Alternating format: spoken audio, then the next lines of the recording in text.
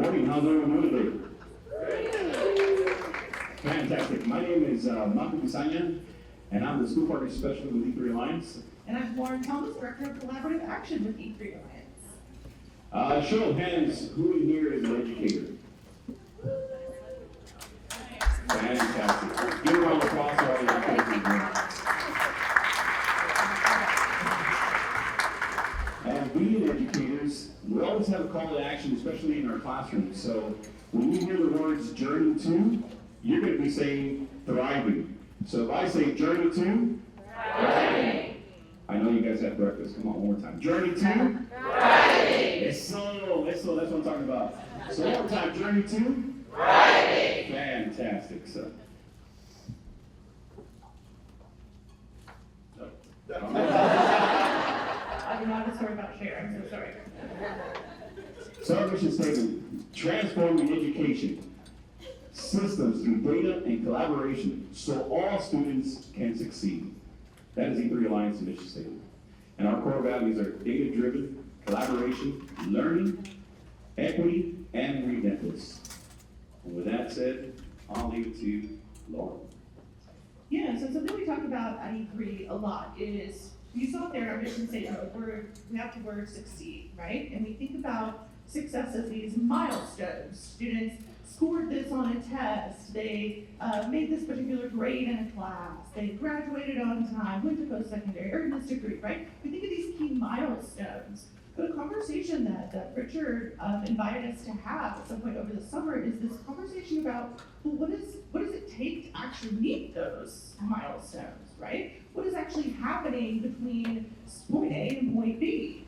And something that really came to us, he shared some articles and some information, we had a deep conversation as a whole staff, is really this idea of thriving, this key, it's like this process, this dynamic process that really can go beyond those milestone pieces and really include not just individual growth, but collective growth as an agency, right? And so for me, that looked like, so my mom was a teacher who here had an influential adult in their life be an educator. Show me your hands. Oh, this is telling. We could probably get a good psychology study going here, all right? But, so I had a lot of opportunities to thrive, right? I had someone who knew the system. I had someone who could advocate for me. And at the best of times, that looked like doors wide open. That looked like her knowing my teachers really well, if it was at the same school. It looked like, her understanding the systems in ways that I could access them.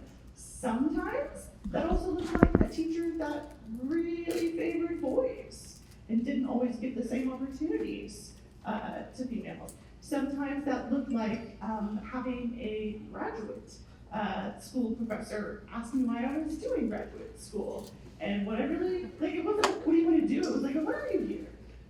And just how that felt and the impact that had on me. And so when we think about thriving, we think about these stories and these opportunities that we either had to thrive or we didn't have, and how the systems and those of us in it, all of us here, really impact those opportunities. So thriving is a journey. As many of you guys in this room have gone through that journey. And going through that journey takes some time. Believe it or not, as for me, my story was a little different when it came to thriving. When I was in high school, I had a counselor that told me, "You're an at-risk student." Me, at risk? Yes, believe it or not, I was. And the counselor said, "You need to focus on career and technical education." At the time, it was vocation. You need to find a skill. I don't think you're gonna make a good opportunity when you go to college. And I was like, okay. At that moment, I was kind of devastated because I really wanted to go to college. I actually enrolled at Texas Southwest College, went to college, and through that journey and thriving, I had college professors that tell me, "You're gonna make it, you're gonna do good, and you're gonna do fantastic."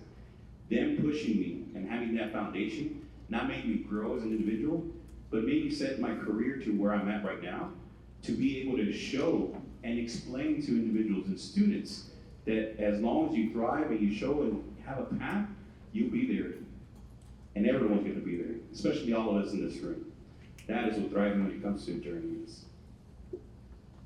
This wouldn't be an E3 thing without about a little bit of data, right? So we're gonna share some with you. So follow me on this journey through a little bit of our data to sort of explore some key data points that we're seeing, some trends, and then maybe think about where there's some opportunities to help our students thrive, to help grow that collective and individual agency so that we can see and support our students more on the path to their success points, right?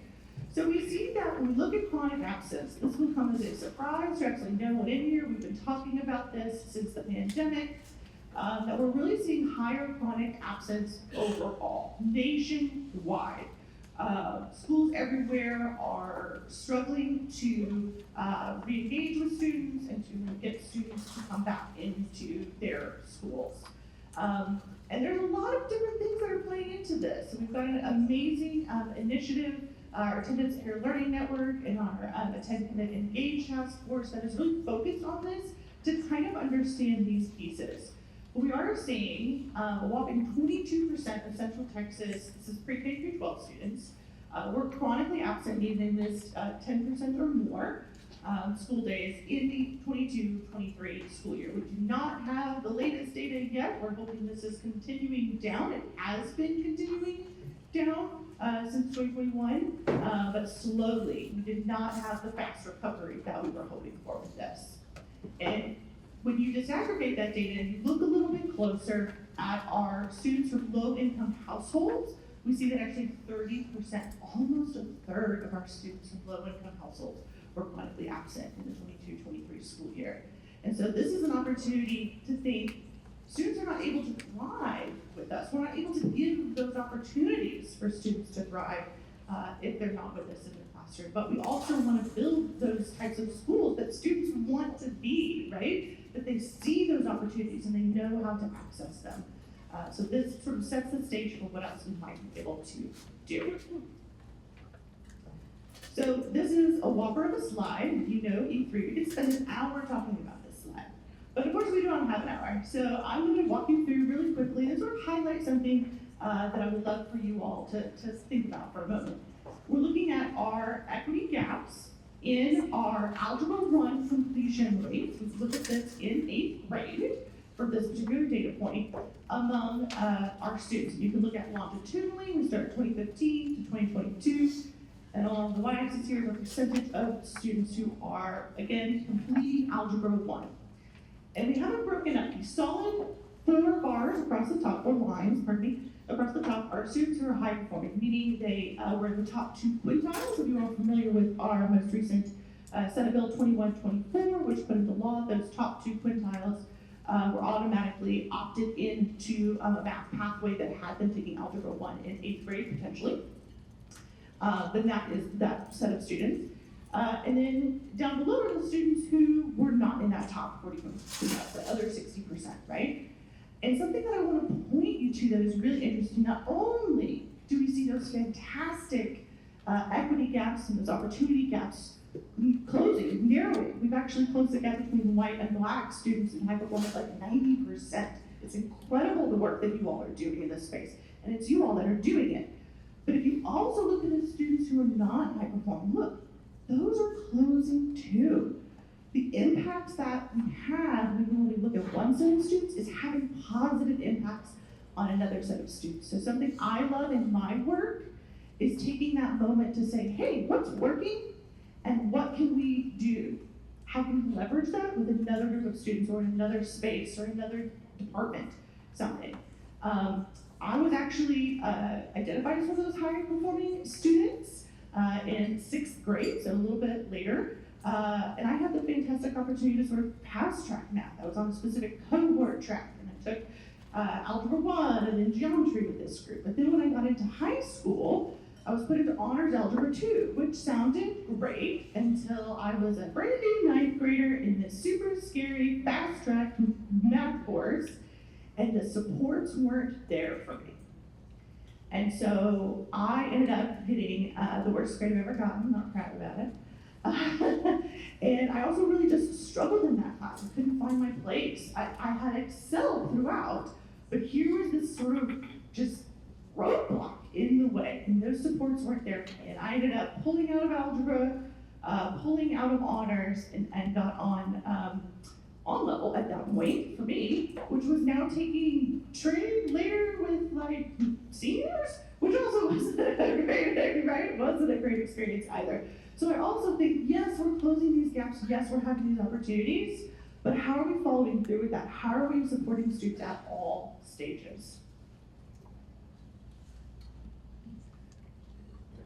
So now we get into the college ready part. And as you can see from this graph right here, we have the non-low income households are college ready. Well, the unfortunate part right there is that we can see a disparity when it comes down to low income students and non-low income students. And as you can tell in Central Texas, we have just a little bit of a ways to go. Well, just a little bit more than just a ways. But I am a little surprised also when it comes down to the non-low income and the low income when it comes to 20% and 20.9% when it comes that they're ready for college. So those are things we need to start working on when it comes down to college and career. But one of the biggest things that I've always heard is it's college or career, college or career. But when it comes down to having the students ready for career, and non-low income students are also a way above beyond when it comes to low income students. As you can tell, in Central Texas, we got 4.3% of low income students that are ready for college ready. When it comes down to, we have a lot of things that we happen within the high schools. We have CTE, Career Technical Education, where the students get ready for college, get ready for careers. But the one thing that I am passionate about is that we have the opportunity to express that it's college and career, for having both of those individuals, having both of those entities give to those students and show them that they can do both. That was brought to me when I was going through my career. I started off in industry. I started off as a way to get my certification to become in the career. And then I actually went into college, as I was saying earlier. And when I was in college, I was pushed to complete it. And I wasn't pushed by my family, I was pushed by professors, I was pushed by those instructors, those other students.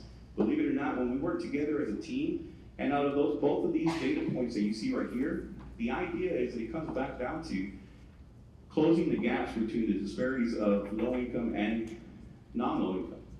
And by doing that is by having support, by going back to Richard's vision, when having students, families, and educators, and working them together as a whole.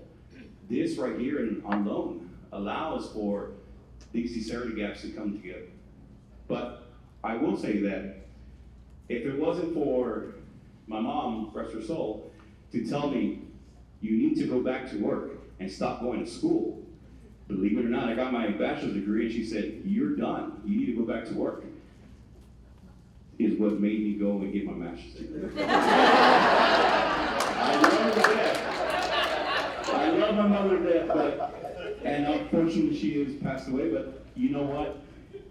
After I did get my master's degree, she get, you're bien cabezón, which means you're stubborn. And I am. But at the same time, that's what made me who I am. And that's what made me thrive to where I'm at right now, and allows me to be the person who I am right here in front of you to show you that it is possible. No matter what you do in life, as long as you thrive for what you want, you'll be able to make it happen.